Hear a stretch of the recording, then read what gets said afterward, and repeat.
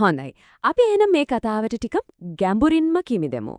අද අපි කරන්න යන දේ තමයි හරිම සුවිශේෂී ආධ්‍යාත්මික සේවාවක් අරගෙන ඒකේ තියෙන ලුකුම අදහස් වල ඉඳලා පොඩිම පොඩි භාවිතයන් දක්වා කෑලි කෑලි වලට ගලවලා බලලා ඒක හරියටම තේරුම් ගන්න උත්සාහ කරන එක. බලන්න මේ විශාල ලෝකේ අපි හැමෝම කොහේ හරි තැනක ජීවිතේට අර්ථයක් යම්කිසි සමබරතාවයක් හොයනවනේ නේද ගොඩක් වෙලාවට. අපි මේ උත්තරේ හොයාගෙන නතර වෙන්නේ සබාදහම ළඟ. මේ දර්ශනේ දිහා බැලුවම පේනවා වගේ සමහර විට අපිට ඕන කරනේ සමබරතාවය, ඒ සංසුන්කම මේ සබාදහමේ තියෙන විශාලත්වය ඇතුළෙම සැඟවිලා තියෙනවා වෙන්න පුරුවන්. ඉතින් මෙච්චර ලොකු සංකීර්ණ ලෝකයක් කොහොමද අපි තේරුම් ගන්නෙ? ඇත්තරම මේකට හරිම පැරණි ක්‍රමයක් තියෙනවා. ඒ තමයි මුළු ලෝකයම අරගෙන ඒකේ තියෙන මූලිකම ගොඩනැගුම් කොටස් වලට එහෙම නැත්නම් අපි කියමුකෝ මූල ධර්මවලට වෙන් කරලා බලන එක. අන්නේ මූල ධර්ම ගැන කතා කරද්දී මේ රූපය ඒකට හොඳම සංකේතයක්. මේකේ නිරූපණය වෙන්නේ අපේ පැවැත්ම හැඩගස්වන ඒ මූලික බලවේග ටික. හරියට ජීවය කියන්නේ එකිනෙකට සම්බන්ධ වෙච්ච බලවේග ගොඩක ලස්සනට නටන නැටුමක් වගේ දෙයක් කියලා අපිට හිතන්න පුරා. හරි. දැන් බලන්න මේ මූල ධර්ම ටික දිහා. මෙතන තියෙන වැදගත්ම දේ තමයි මේ හැම එකකින්ම අපේ ජීවිතයේ සහ අපේ අත්දැකීම් වල මූලික කොටසක් නියෝජනය කරන එක. බලන්නකෝ ගින්දර කිව්වම එකින් කියවෙන්නේ ශක්තිය, පරිවර්තනය. ජලය කිව්වම අපේ හැඟීම්, ඒ වගේ ගලා යාම. පෘථිවිය කියන්නේ ස්ථාවරත්වයට මුල් බැස ගැනීමට. වායුව තමයි වෙනස, sannivedanaය. අන්තිමට ආත්මය කියන මූලයෙන් මේ හැමදේම එකට සම්බන්ධ කරන ඒ ජීව බලය ගැන කියවෙනවා. ඊළඟට එන කාරණේ තමයි මිනිස්සුන්ට මේ වගේ අල්ලන්න බෑරි ව්‍යුක්ත බලවේග තේරුම් ගන්න ටිකක් අමාරුයිනේ. ඉතින් ඒකට ලේසි වෙන්න මිනිස්සු මොකද කරන්නේ? මේ බලවේග වලට මනුස්ස රූපයක් දෙනවා. ඒ කියන්නේ ඩෙලිවර් විදියට සලකන්න පටන් ගන්නවා. ඒක හරිම සාමාන්‍ය දෙයක්. ඔව්. ඒ කියන්නේ මේ තේරුම් ගන්න අමාරු බලවත් බලවේග වලට මුහුණක්, නමක්, ඒ වගේ මෙයාලට අදාළ කතාවක් ලැබෙනවා.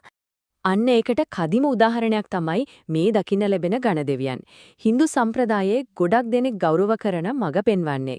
විශේෂයෙන්ම අලුත් වැඩක් පටන් ගනිද්දී බාධකයක් ආවම පිහිට පතන්නේ ගණදෙවියන්ගෙන්. ඉතින් ගණදෙවියන්ගේ කාර්යභාරය මොකද්ද? එතුමා හඳුන්වන්නේ බාධක ඉවත් කරන්නා විදිහක. ඒ කියන්නේ ඉස්සරහට තියෙන පාර පැහැදිලි කරලා දෙන මග පෙන්වන්නේ. ඇත්තටම මෙතන තව ගැඹුරු කාරණයක් තියෙනවා.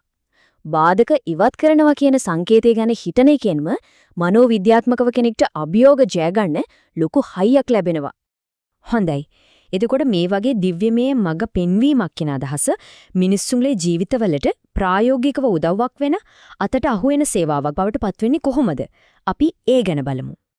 අන්න එතනට තමයි මේ චාරිත්‍රානුකූල උපදේශන සේවාව කියන එක එන්නේ. මේකෙන් ඇත්තටම වෙන්නේ අධ්‍යාත්මික ප්‍රඥාවයි සංකේතාත්මක චාරිත්‍රායි ප්‍රායෝගික උපදෙසුයි ඔය ඔක්කොම එකතු කරලා ජීවිතේන අභියෝගවලට මුහුණ දෙන්න උදව් කරන එක. ඒ කියන්නේ මේක උපදේශනයයි චාරිත්‍රායි දෙකෙන්ම එකතුවක්. හරි. අපි හිතමු කෙනෙක් මේ සේවාව ලබා ගන්නවා කියලා. එයාගේ ගමන යන්නේ කොහොමද? බලන්න.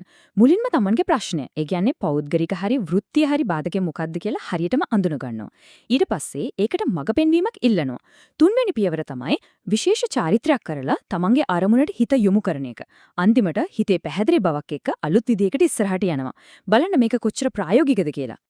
හැබැයි කතාව එතනින් ඉවර වෙන්නේ නැහැ. මේ සේවාවට තව තට්ටුවක්, තව ලේයර් එකක් එකතු වෙනවා. ඒ තමයි විශ්වීය දැනුම. ඒ චුඹි ජ්‍යොතිෂය.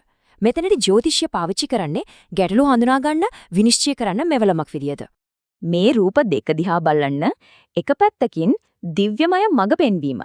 ඒ කියන්නේ දේව රූපය, අනිත් පැත්තෙන් විශ්වීය දැනුම. ඒ කියන්නේ සෞරග්‍රහ මණ්ඩලය. මේ දෙකම එකට චේන එකකින් කියවෙන්නේ මේ දේවල් දෙකම එකට යනවා කියන එක. ඒ කියන්නේ අධ්‍යාත්මික මඟ පෙන්වීමයි විශ්වීය දැනුමයි මේ දෙකම එකට එකතු වෙලා තමයි වැඩ කරන්නේ. මේකෙන් ඇත්තකම පුද්ගලයා සහ මුළු විශ්වය අතර තියෙන සම්බන්ධය හරි ලස්සනද පේනවා. මෙන්න මේ කියමනෙන් ඒක හරිම ලස්සනට පැහැදිලි වෙනවා. ජ්‍යොතිෂය පෞද්ගලික ගමනක් සඳහා විශ්වීය සිතියමක් සපයයි. ඒ කියන්නේ මේක අනාගතය ගැන අනාවැකි කියන එකට වඩා මුළු විශ්වයම කියන ලොකු චිත්‍රයේ ඇතුලේ කෙනෙක්ගේ පෞද්ගලික ගමන කොයි වගේද කියලා තේරුම් ගන්න උදව් කරන සිතියමක් වගේ දෙයක්. හරි. අපි දැන් කතා කරපු මේ ඔක්කොම දේවල් මූලධර්ම, දෙවිවරු, චාරිත්‍ර, ජ්‍යොතිෂය මේ ඔක්කොම එකට එකතු කරලා බලමුද? මේ ඔක්කොම එකිනෙකට සම්බන්ධ වෙලා සම්පූර්ණ පද්ධතියක් හැදෙන්නේ කොහොමද කියලා බලමු. මෙන්න බලන්න මේක තමයි සම්පූර්ණ චිත්‍රය.